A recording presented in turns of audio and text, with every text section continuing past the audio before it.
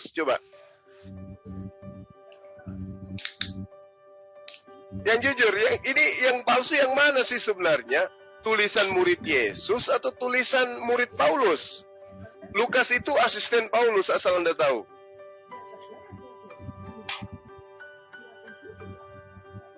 Ayo jawab. Zuma, kalau mau berbicara itu biarlah orang. Nggak bisa. Dengar. Kita sedang mengedukasi. Ketika ada orang yang datang membawa berita bohong, itu nggak boleh dibiarkan. Setelah Muhammad mengambil informasi. Nah, coba lihat. Akhirnya, coba lihat. Dengar dulu. Berbeda dengan yang aslinya, gitu. Oke, sekarang saya tanya, dari mana Anda bisa tahu tulisan Lukas itu asli murid Yesus, sementara Thomas dan Yesus itu adalah murid dan guru saling menyebut nama. Begini, Thomas yang menulis Injil itu bukanlah Thomas murid Tuhan Yesus. Dari mana Anda tahu? Karena Injil itu berbeda, karena itu Dari mana Anda tahu bahwa Injil Thomas itu adalah adalah palsu, sementara murid Yesus itu bernama Thomas? Betul, Rasul Thomas itu hanya memanfaatkan Thomas karena Anda sendiri sudah mengakui, ya kan? Di dalam Yohanes 20 nomor 28, Yesus dan Thomas bercakap-cakap. Ada moderator di sini. Moderatornya ada enggak? Jangan. Nah, sekarang ketika Anda mengatakan catatan murid Yesus itu palsu, seandainya kalau mama masuk ke mana? Jadi gini. Apa yang Anda jadikan standarisasi mengatakan tulisan Lukas itu asli, sementara Lukas bukan murid Yesus? Begini, Dr. Lukas itu hidup pada zaman itu. Dia bukan murid langsung Yesus, tapi dia mewawancarai. Terus bagaimana Anda bisa menguraikan bahwa tulisannya itu adalah asli dari pengajaran Yesus? Yang dipakai oleh Muhammad itu ratusan tahun baru tulis. Kenapa larinya ke Muhammad, ke baginda Rasulullah? Kenapa Anda tidak menyelesaikan dulu masalah? Dengar, kenapa Anda tidak selesaikan masalah yang ada di dalam rumah tangga Anda? Dengar, kenapa Anda tidak menyelesaikan masalah di dalam rumah tangga Anda? Kenapa Anda harus lari ke agama lain? Sementara di dalam rumah tangga Anda ada Thomas, ada Lukas, ada Filipus, ada Andreas. Kenapa Anda larinya kepada baginda? Barnabas sebagai Injil asli, tidak ada yang mengakui itu. Yang mengakui adalah orang Islam, karena Injil itu sesuai dengan Al-Quran. Karena memang Al-Quran. Saya tanya kepada Anda, dengar, kenapa Anda mengait-ngaitkan kesalahan yang ada di dalam penulisan kitab Anda kepada baginda Rasulullah Muhammad SAW? Anda mengatakan bahwa baginda itu menerima Injil palsu. Dari mana Anda tahu? Mana datanya? Di mana baginda Rasulullah Muhammad SAW itu belajar Injil? Di mana? Karena data-data tentang Isa Al-Masih itu ada dalam Injil palsu. Di mana Anda menemukan kemudian ada cerita atau ada kitab yang menceritakan baginda Rasulullah Muhammad SAW belajar Injil? Di mana itu? Kitab apa namanya? Lo bisa diketahui dari Injil, dari isi Al-Quran yang itu ada dalam Injil palsu, gitu loh. Misalnya, Yesus dari mana Anda tahu bahwa Injil yang kebetulan berkesesuaian dengan apa yang ada dalam Al-Quran itu palsu? Dari mana Anda tahu? Palsu, dalam Injil palsu. Dengar. Ketika Injil yang Anda katakan palsu itu ada isinya yang berkesesuaian dengan Al-Quran, apa yang mendasari Anda mengatakan itu Injil palsu? Loh kan itu kan tadi sudah saya jelaskan bahwa Injil itu dibuat ratusan tahun setelah. Dari mana Anda tahu? Sementara Lukas sendiri menulis surat-suratnya itu tidak bersamaan dengan Yesus. Injil itu dibuat ratusan tahun setelah Injil yang asli. Kalau Injil Lukas kapan dibuat? Kapan dibuat Yesus? Dengar. Injil Lukasnya itu kapan dibuat? Lukasnya kapan dibuat? Bertentangan dengan Injil sebelumnya. Injil Lukas itu kapan dibuat? Pada abad pertama bersama dengan mulut yang lain. Pernah tidak Yesus duduk bersama dengan Lukas? Pernah tidak? Ya betul. Yesus tidak pernah bertemu dengan Lukas atau pernah tidak Thomas pernah tidak Thomas dan Yesus bersoal jawab? Tapi Lukas dia mematerai murid langsung Tuhan Yesus. Jadi dia kamu jangan ngecap. Sekarang saya tanya, apakah Yesus dengan Thomas itu pernah saling sebut nama? Pelaku sejarahnya masih ada gitu. Dia mencari orang Yesus tunggu dulu. Dan apakah Thomas dan Yesus itu pernah bersoal jawab? Thomas yang menulis Injil itu bukanlah Thomas yang murid Tuhan Yesus. Dari mana Anda bisa tahu? Dari mana Anda bisa tahu? Dari mana Anda bisa tahu? Karena Injil itu dibuat setelah Thomas sudah meninggal. Loh, kitab yang ada di Indonesia ini dibuat pada tahun berapa? Kitab dari Injil, kitab Injil palsu yang dipakai Muhammad. Kitabmu yang kau katakan asli itu ditulisnya kapan? Ratusan tahun kemudian. Itu tidak dibuat di saat yang sama dengan Injil yang asli. Sekarang itu. Saya tanya, kitabmu yang terjemahan yang kamu pegang itu dituliskan kapan? Dari situ lagi. Apa? Enggak, saya tanya, kitabmu yang hanya terjemahan itu kapan dituliskan? Kitab yang aslinya memang dibuat tua mana dengan Injil Thomas? Dengar ya, dengan gini. Jadi yang asli itu seperti kitab Injil Yohanes. Asli gimana?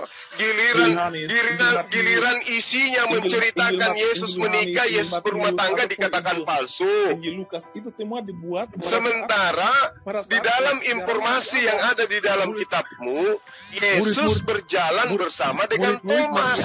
Masih ada. Nah, sementara Injil palsu itu dibuat ratusan tahun kemudian.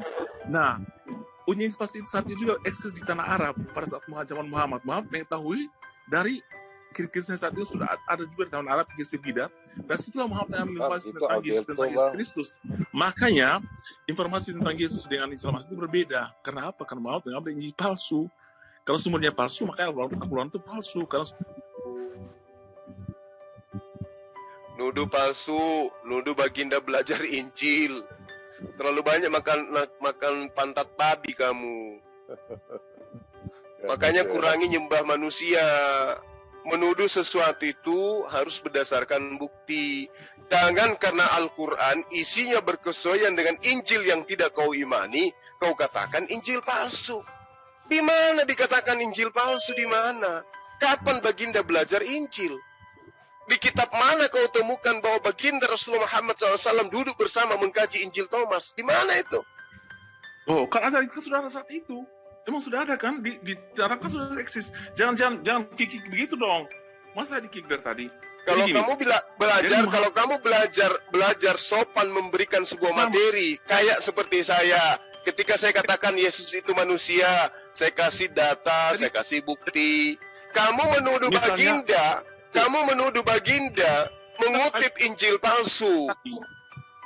Di mana itu? Di kitab mana itu tertulis baginda belajar Injil? Kalau cuma modal bicara saja, semua juga bisa. Burung beo juga bisa.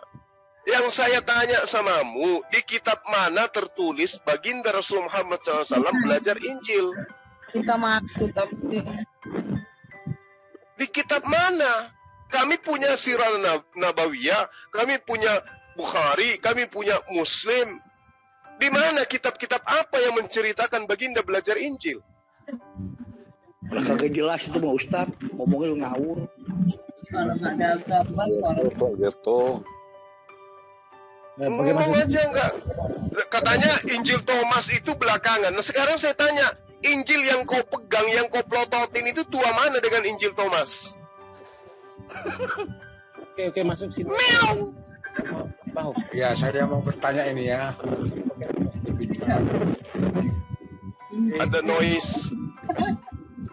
Halo, saya mau bertanya. Ada yang noise ribut kali. Oh. Nah, sebenarnya itu Injil itu apa itu? noise kan Bicara tentang Injil. Itu pertanyaan saya. Apa maksud jawab? Apa maksud? Noise. Ya. Nah, Gimana? saya mau bertanya, mungkin ada yang bisa jawab apa itu Injil sebenarnya? Kalau ada Injil itu adalah pengajaran berupa wahyu yang diwahyukan kepada Nabi Isa alaihissalam. Nah, itu menurut pemahaman Anda begitu.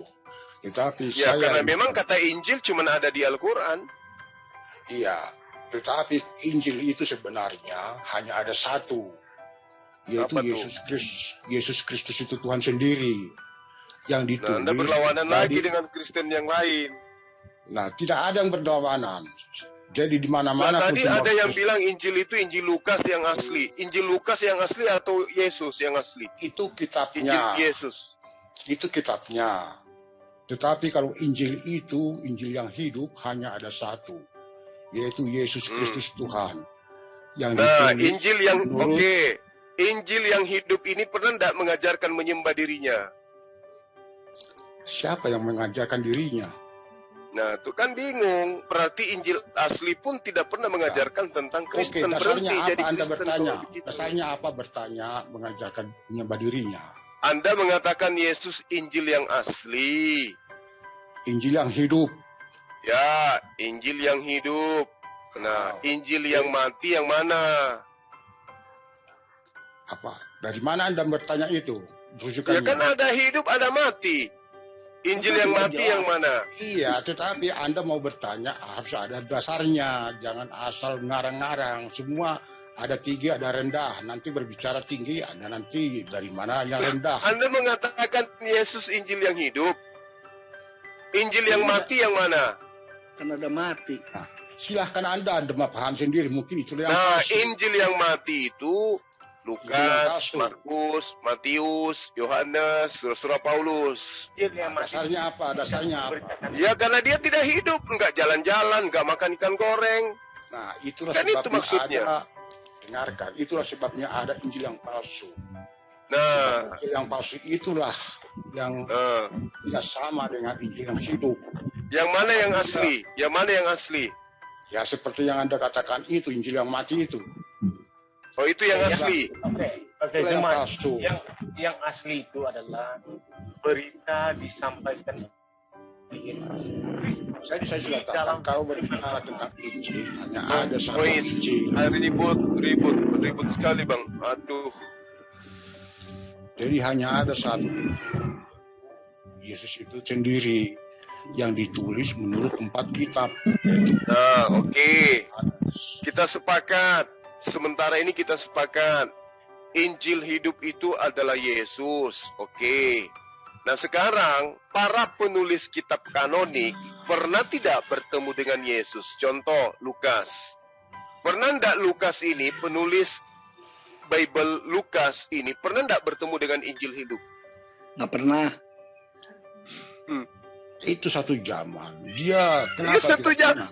Satu zaman gimana? Saya juga satu zaman dengan artis-artis, tapi saya nggak pernah ketemu. Apakah kemudian boleh saya dikatakan bahwa saya sahabatnya?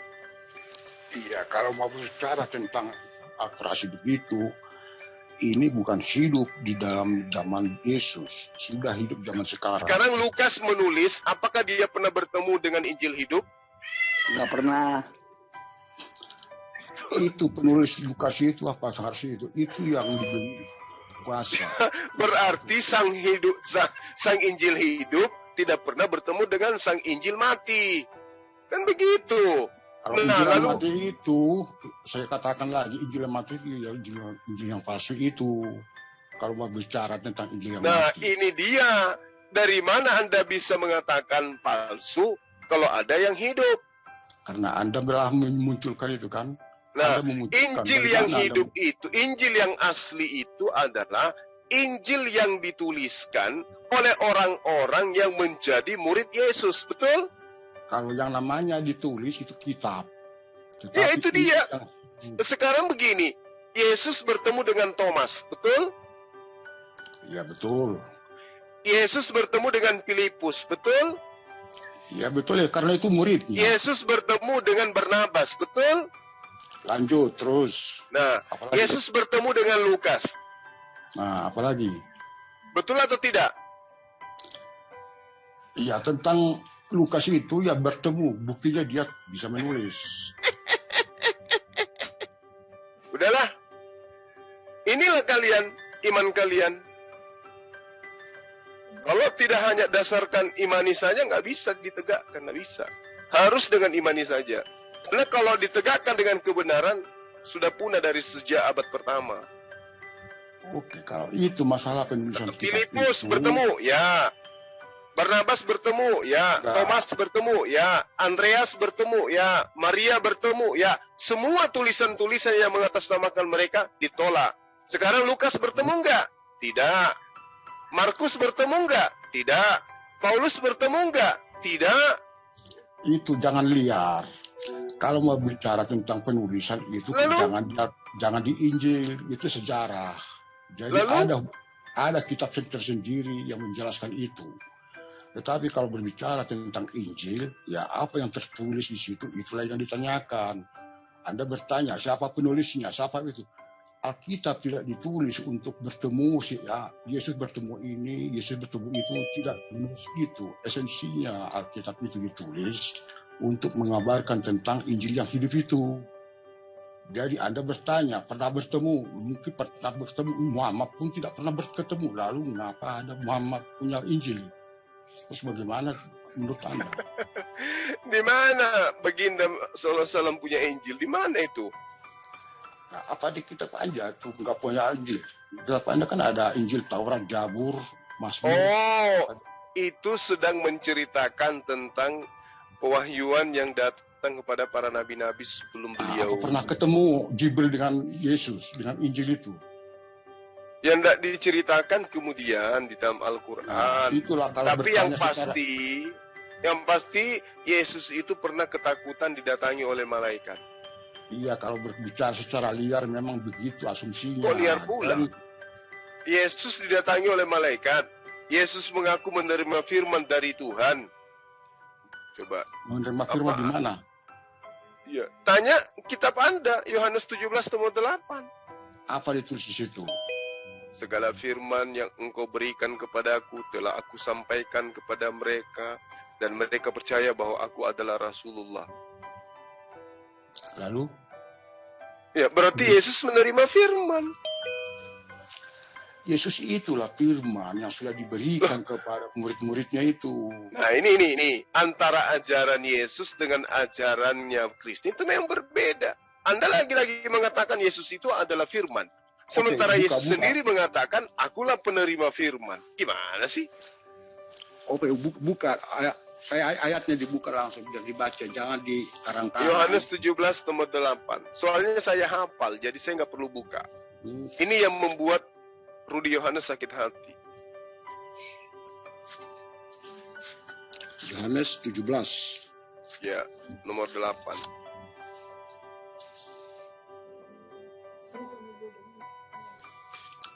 Doa itu kan doa untuk murid Yesus ya. Nomor 8-nya. Aku telah menyatakan namamu kepada semua orang yang engkau berikan kepadaku dari dunia. Mereka itu milikmu dan engkau telah memberikan kepadaku dan mereka menuruti firman-Mu.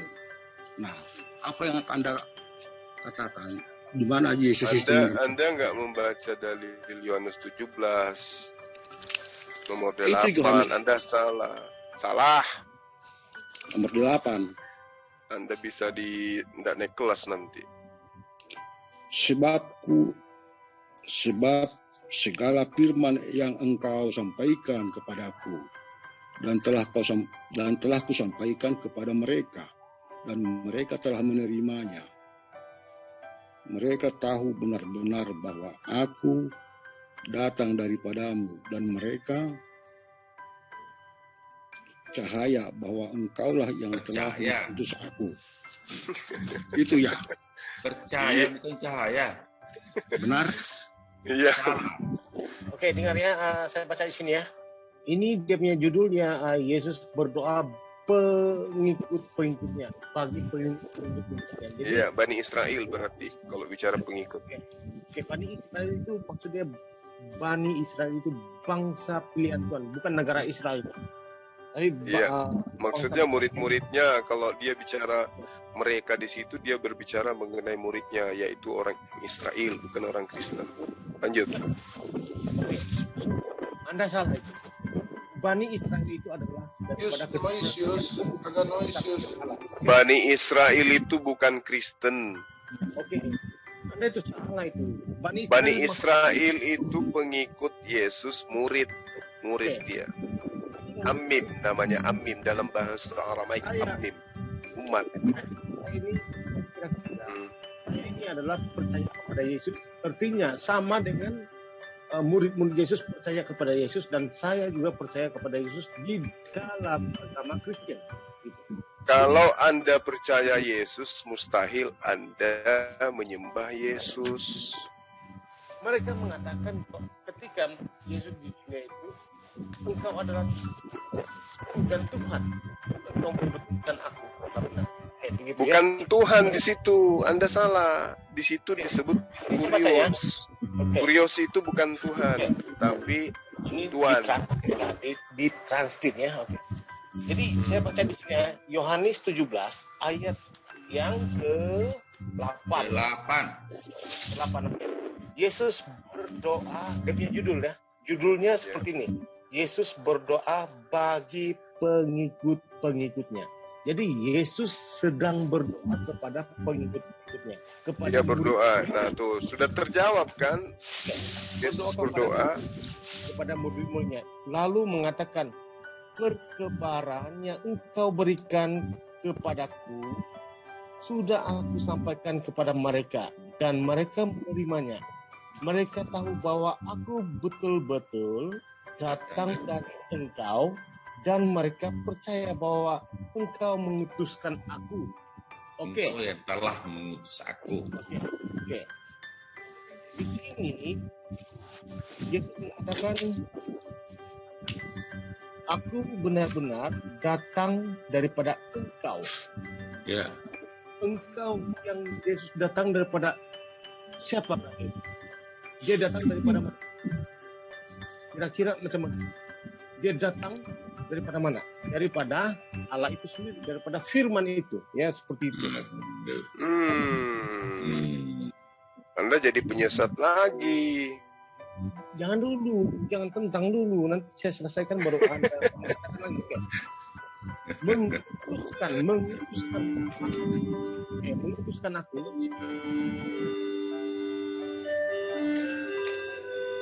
Noise. Itu suara apa itu, noise?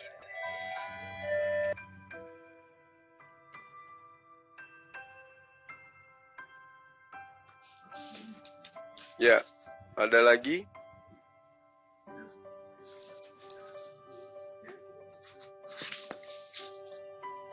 Saudara Yus? Loh, yang cuma mau tanyakan itu ya, kapan itu apanya itu yang Anda tanyakan sebenarnya? Ya itu Yesus menerima firman, berarti dia menerima wahyu kan? Nah di situ perkopnya itu Yesus berdoa, bukan menerima. Di mana dia menerima perintah itu, Pak?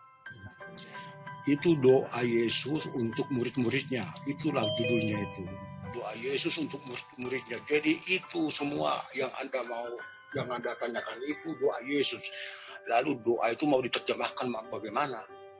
Nah itu doa itu dia berdoa karena dia misinya sudah mau selesai di bumi.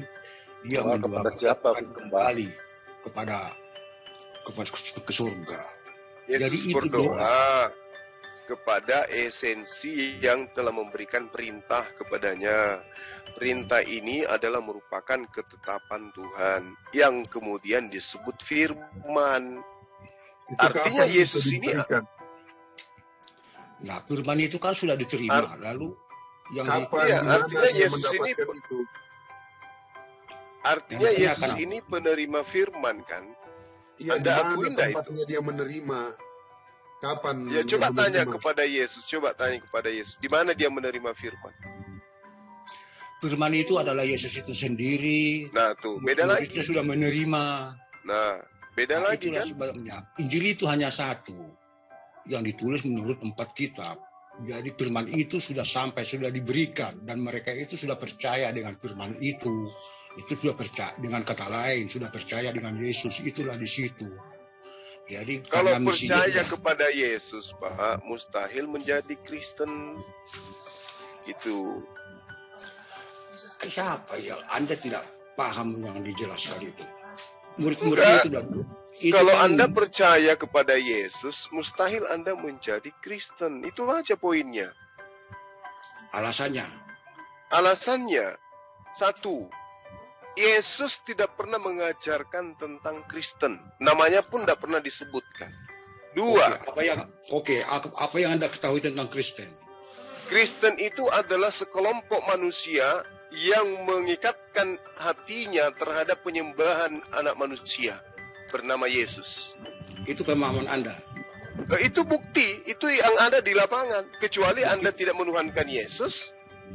Itu bukti, itu pemahaman Anda tuh bukti apa? Itu bukti di lapangan. Buddha tidak, Hindu tidak, Islam tidak. Hanya Kristen yang menjadikan manusia menjadi Tuhannya. Kalau Anda mau percaya, beriman kepada lapangan, silahkan. Tetapi Alkitab tidak diajarkan untuk beriman kepada lapangan. Tetapi Kristen itu pengikut Kristus. Oke? Kalau Anda pengikut, maka Anda menjadi seorang Muslim. Muslim itu apa? Muslim itu artinya Muslim? Muslim itu adalah mereka yang menegakkan Yehezkiel 19 nomor 8. Mereka itulah Muslim. Mereka yang menegakkan Yehezkiel 18 nomor 9, maksud saya Yehezkiel 20 nomor 19, Ulangan 11 nomor 1, Matius 19 nomor 17, itulah mereka Muslim. Yahudi, Nasrani, orang Farisi, orang Saduki yang menegakkan aturan mainnya Tuhan, itulah Muslim. Oke, saya kejar. Diam! Aku ada guru. Berisik tuh apa-apa lagi. Pengio. Ribut saya. Bapak Ibu. Katanya istirahat tuh. Turun ke sana itu, ke hotel sana itu kurang. Iya, sekarang hotel lah, wah.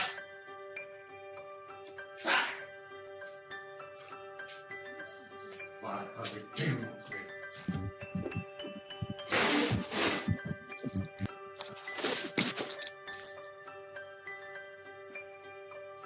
naik bau itu, Pak. Mute dulu kalau begitu, mute dulu. Iya, iya.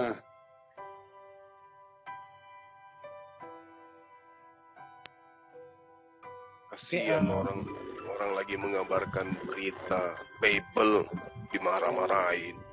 Siapa itu? Nebaho.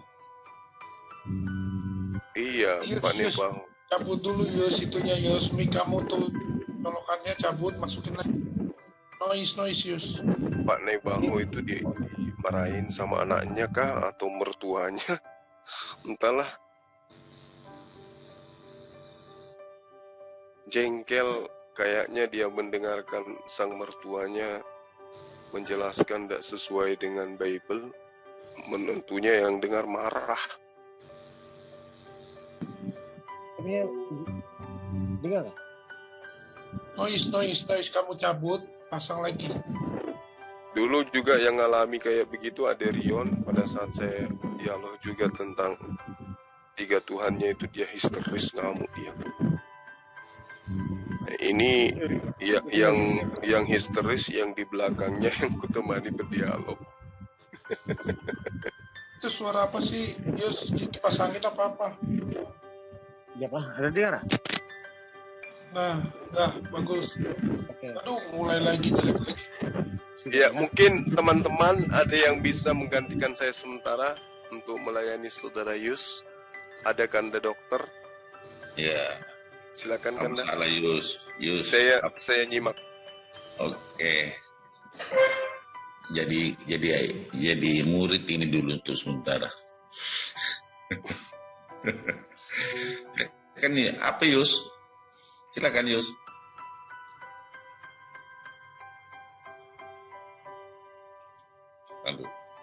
Kemut itu.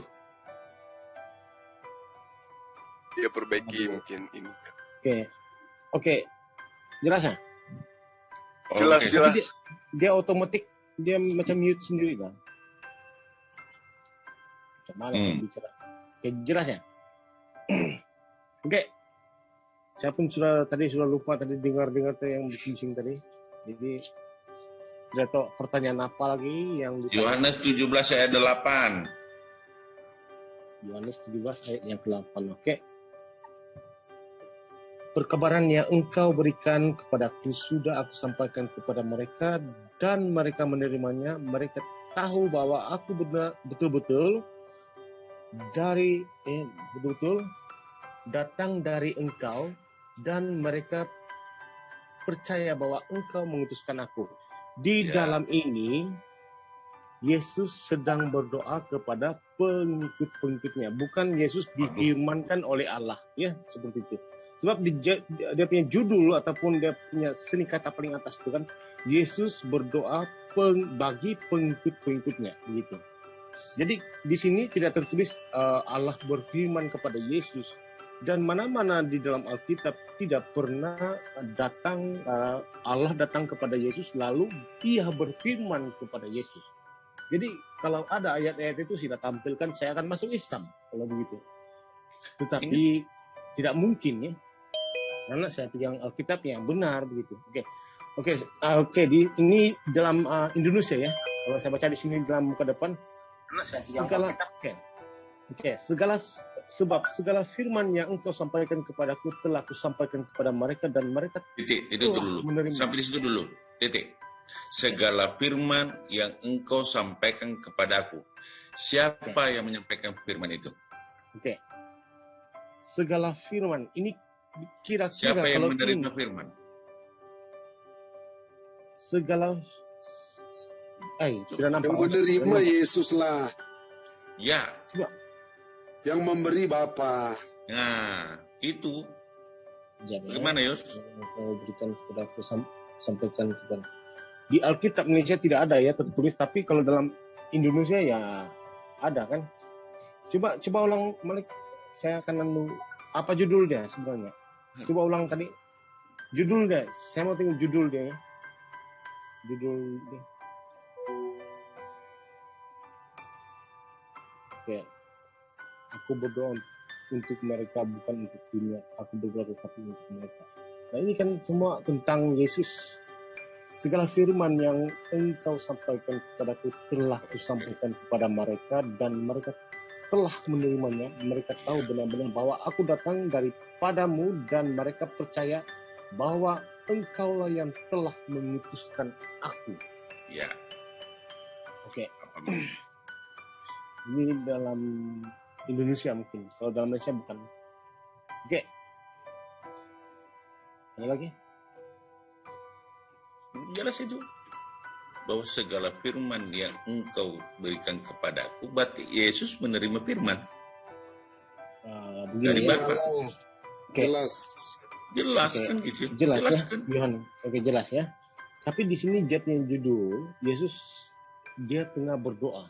Dia tengah berdoa untuk pengikut-pengikutnya, bagi pengikut-pengikutnya seperti itu. Yang kasih judul siapa, Bang? Itu cuma untuk mempermudah. Perikopnya itu untuk mempermudah. Yang memberikan. Jadi jangan berpatokan di perikop itu. Yang bagi firman kepada Yesus itu adalah Bapa. Ya.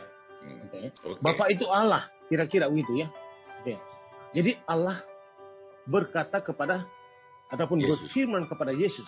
Ya. Lalu Yesus itu kan manusia kalau begini begitu kan? Benar. Nah, kan jelas kan. Maka dikatakan di dalam doktrin Kristen itu Yesus memiliki dua natur. Ketika Allah berfirman begitu Yesus, tapi tidak ada bukti ya, tapi tidak ada bukti Allah berfirman kepada Yesus di dalam Alkitab. Coba yang satu bukti saja Yus. Dua natur manusia dan natur ilahi. Satu natur saja ilahi. Natur ilahi yang saya mau. Natur ilahi Yesus. Satu aja. Oke, satu saja ya. Tidak berdosa. Masya Allah, tidak ada manusia yang tidak berdosa. Oke, tidak ada manusia yang tidak berdosa. Ini benar Tidak kata kamu. ada. Ini benar kata kamu.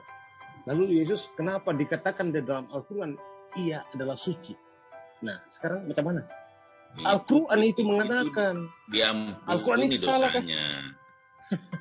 Diampuni. Iya, semua nabi itu Diampuni. maksum.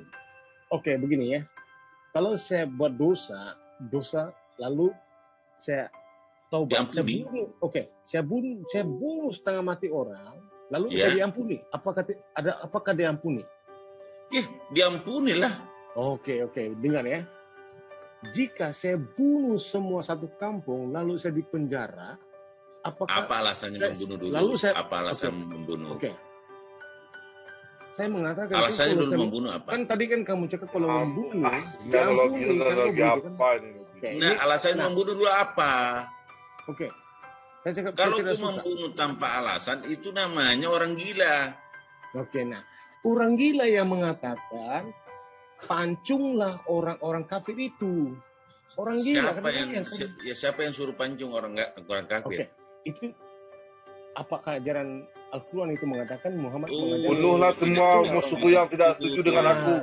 Salah. Di Al-Quran itu saudaraku, ayat itu turun ada asbabun nusulnya, ada penyebabnya. Contoh, pada saat perang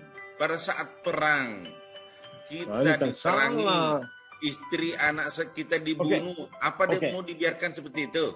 Tidak ada tertulis anak kita dibunuh di situ. Pancunglah orang kafir itu. Tidak ditanyakan oleh anak cici saudara kita dibunuh. Itulah susahnya Anda umat terjemahan mau menganalisa Quran tidak tahu asbab. Mana buktinya ayatnya? Mana buktinya? Ada di Al-Quran itu ada sebab nuzulnya kenapa ayat itu turun. Kasih aja Lukas 27. Kasih aja Lukas 27. Semua Lukas. Oke. Saya suka. Kasih aja Lukas 27. Oke. Kasih aja Lukas 27, kasih itu. Jadi gini, supaya saya mau dokter lagi. Saya cerahkan dulu Pak Yus. Saya cerahkan dulu Pak Yus.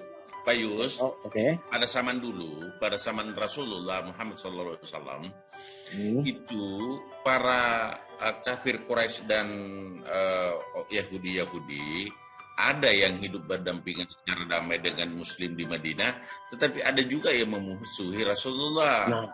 Maka terbentuklah perjanjian Hudaybiyah. Ada satu perjanjian tidak boleh saling menyerang. Tetapi banyak dari kaum yang sudah bikin perjanjian melanggar perjanjian. Kenapa tidak tertulis? Ya. Kenapa Al-Quran tidak menulisnya?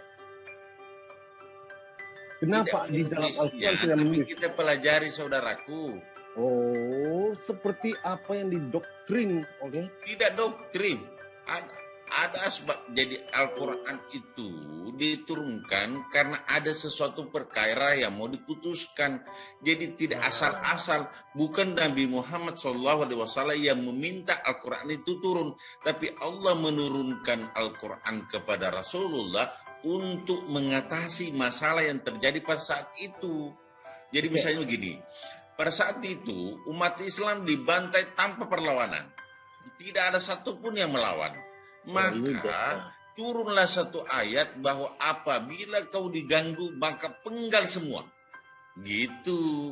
Jadi ada asbabnya. Kalau Yus tidak ganggu saya, mana? Saya gila kalau saya memotong lehernya.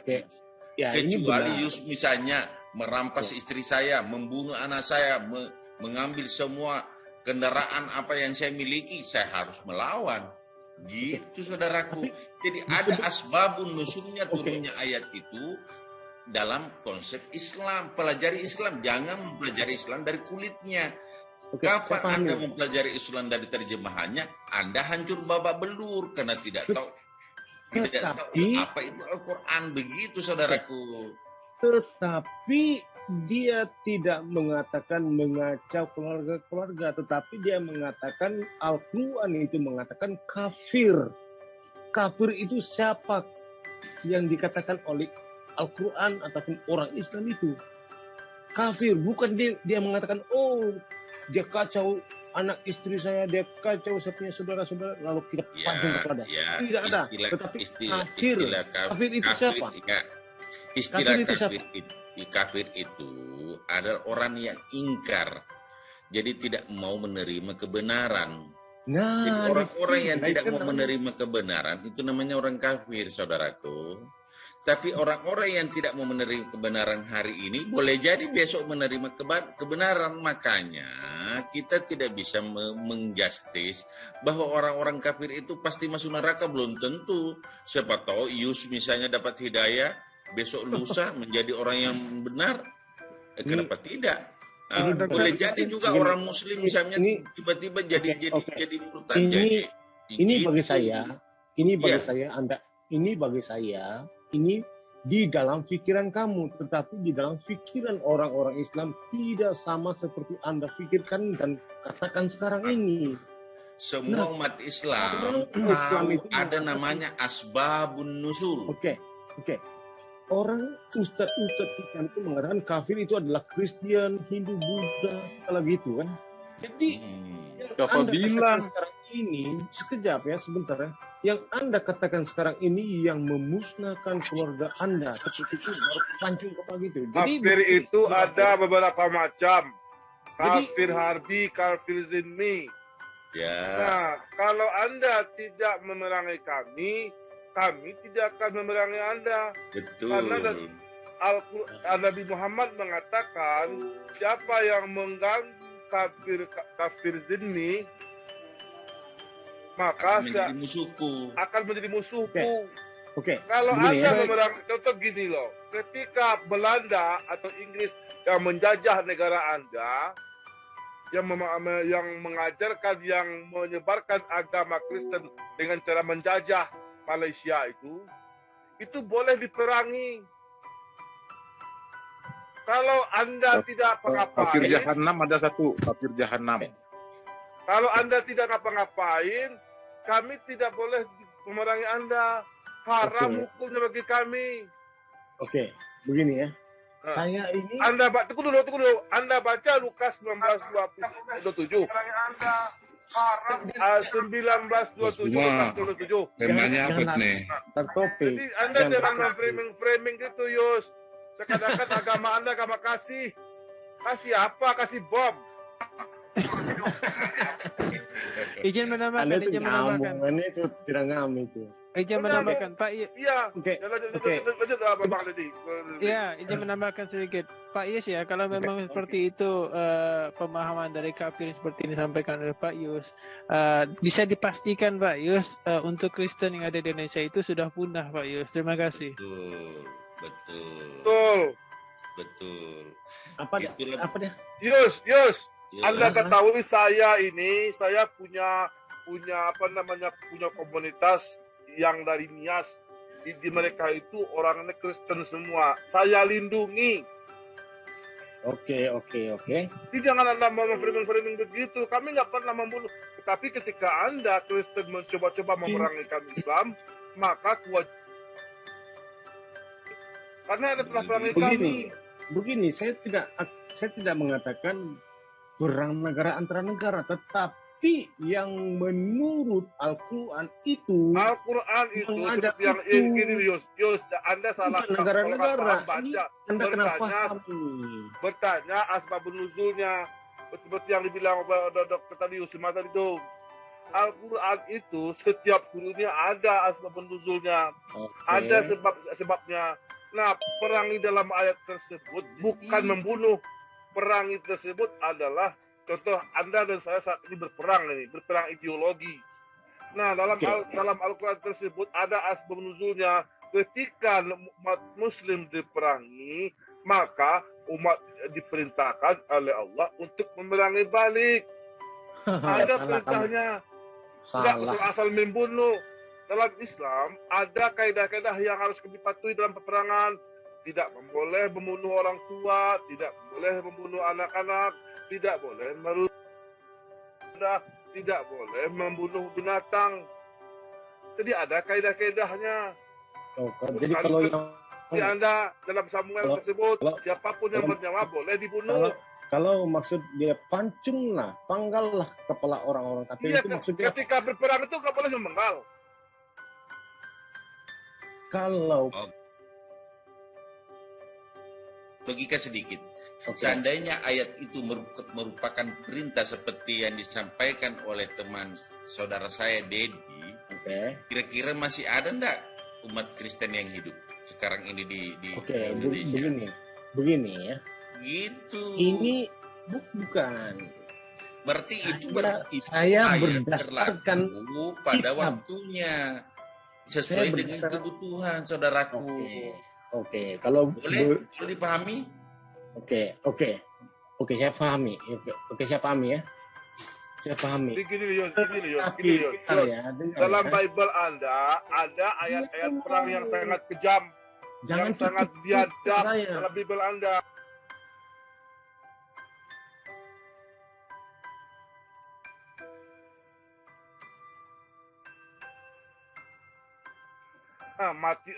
Matius 10:34. Aku datang bukan untuk membawa kedamaian, tapi itu sudah bicara. Nah, kemudian dalam Lukas 19:27, siapapun yang tidak mau Yesus menjadi rajanya harus dibunuh. Kemudian dalam Lukas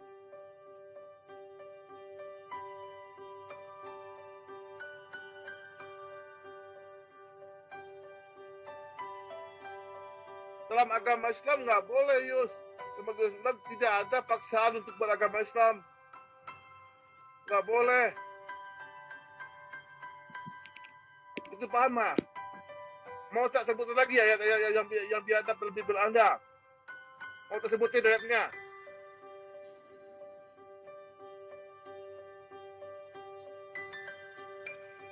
Udah nangis ya, Bang? Makanya kalau bertanya itu, lihat dulu, baca dulu, paham dulu kitabmu. Ada nggak yang seperti itu? Jangan memframing Al-Quran itu. Kami tidak mentah-mentah gitu aja memahaminya. Ada asbabun nuzulnya, ada petunjuknya untuk memahaminya. Betul. Kalian tuh gimana? Kitab kalian jelas-jelas memaksa orang. Jangankan manusia, hewan yang nggak bersalah aja satu kampung dibunuh. Saya tidak lari. Saya tidak lari.